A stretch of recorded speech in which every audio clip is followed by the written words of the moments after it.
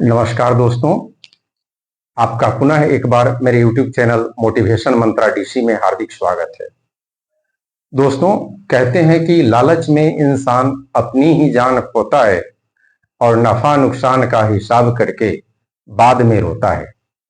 मित्रों, आज मैंने पंचतंत्र से एक कहानी लाया है जो आपको लालच और उसके फल के बारे में बताएगा।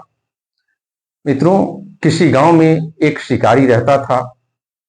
एक दिन वह शिकार की खोज में घने जंगलों में चला जाता है। उसे वहां पर एक हिरण शिकार के रूप में मिलता है और वह उस हिरण को अपने कंधे पर लादकर अपने घर की तरफ वापस आता है। जंगल के बीच में उसे एक जंगली सूअर दिखाई देता है और अधिक शिकार पाने की लालच में वह शिकारी हिरण को धरती पर पटक देता है और सूअर की तरफ तीर छोड़ देता है।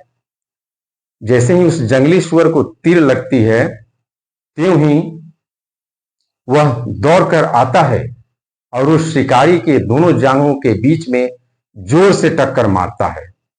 इस टक्कर से शिकारी वही ढेर हो जाता है और शिकारी के ढेर होने के बाद वह जंगली सूअर भी वहीं गिर जाता है।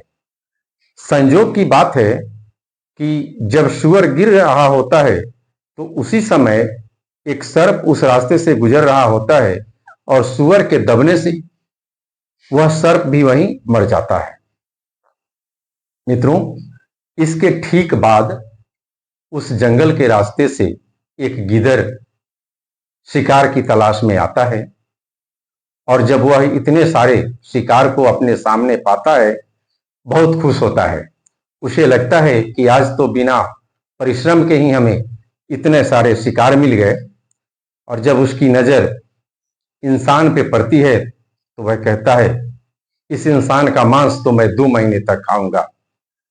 सूअर को देखता है तो कहता है, अरे वाह, अब तो मेरा भोजन 4 महीनों तक चलेगा। इसी तरह हिरण को देख करके वह कल्पना करता है और सोचता है कि अरे, सूअर के नीचे एक सर्प भी तो दबा है, इससे भी मेरा एक दिन का काम चल जाएगा।